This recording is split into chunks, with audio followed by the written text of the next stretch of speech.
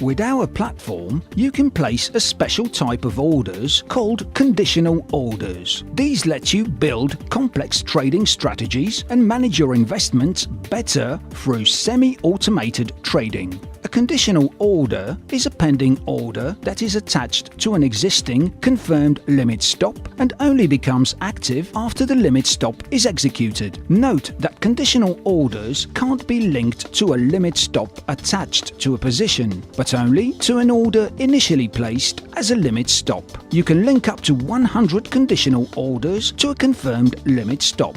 To place a conditional order, click on the dedicated button in the trading toolbar, or right-click on Limit Stop in the Pending Orders window and choose the Conditional Orders option. You can also access the Conditional Orders window by right-clicking on any instruments in the Quotes or Positions windows, and again choosing the Conditional Orders option. From that window, you can request new or edit existing conditional orders. You will find 4 buttons in the Conditional Orders window: New, Attached to, Base, and Last Order. Use the New button to place a new order, or click on the Attached to button to view all pending orders, limit stop, or one cancels the other that have already been placed but have no conditional orders attached to them yet.